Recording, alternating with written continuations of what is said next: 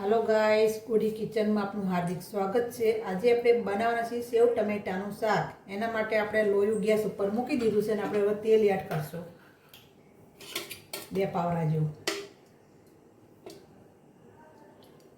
થોડુંક નાખશું, 2.5 પાવડા જેવું। તેલ ગરમ થાય એટલે આપણે જીરું એડ કરીએ, અંદર થોડું જીરું એડ કરશું। જો તેલ ગરમ થઈ ગયું છે,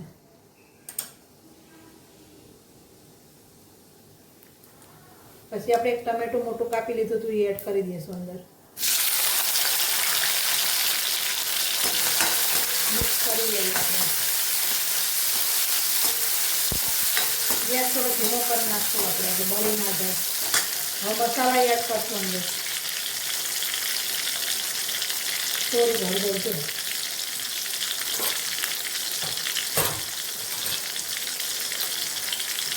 એક ચમચી જેવું ધાણા જીરું, થોડોક જલારામ ગરમ મસાલો, 1 ચમચી જેવું લાલ કોરું મરચું। મિક્સ કરી લઈએ આપણે। સ્વાદ અનુસાર મીઠું,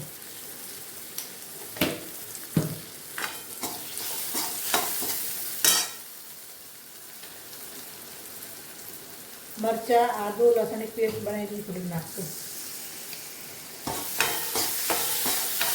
સરસ રીતે મિક્સ કરી લઈએ આપણે। જો ટમેટા ગળવા માંડ્યા છે પછી આપણે થોડું પાણી એડ કરશું અંદર। ટમેટા ચડી જાય ને એટલે સરસ ટમેટા ચડી જાય ને એટલે આપણે પાણી એડ કરીએ।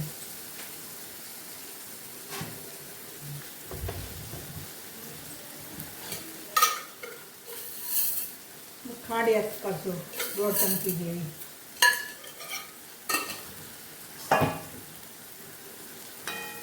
મિક્સ કરી લઈએ આપણે। જો આપણા ટમેટા ચડી જવાય છે તો આપણે પાણી એડ કરી દઈશું અંદર, 1/2 ગ્લાસ જેવું પાણી ઉકળી જાય એટલે આપણે સેવ નાખશું। ફૂલ ગેસ કરી નાખશું આપણે।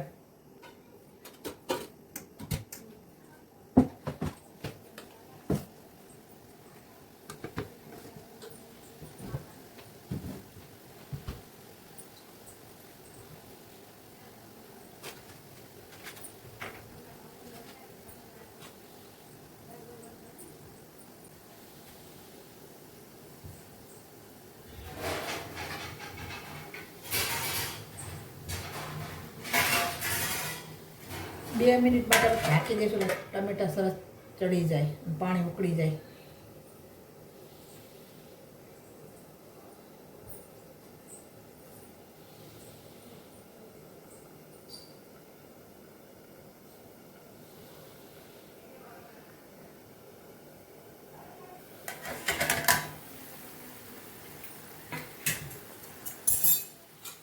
તો પાણી ઉકળી ગયું છે ને ટમેટા ચડી ગયા છે। જો આપણે જો 1 પેકેટ સેવનું લીધું હતું એ અંદર એડ કરી દઈશું, મિક્સ કરી લઈએ।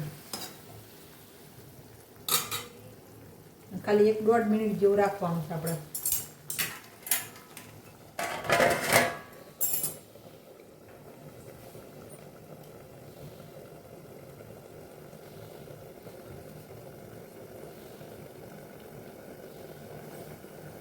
આપણે ચેક કરી લઈએ આપણું શાક થઈ ગયું છે। હવે આપણું શાક રેડી થઈ ગયું, બની ગયું છે આપણું સેવ ટમેટાનું શાક। જો હવે આપણે ગેસ બંધ કરી દઈએ।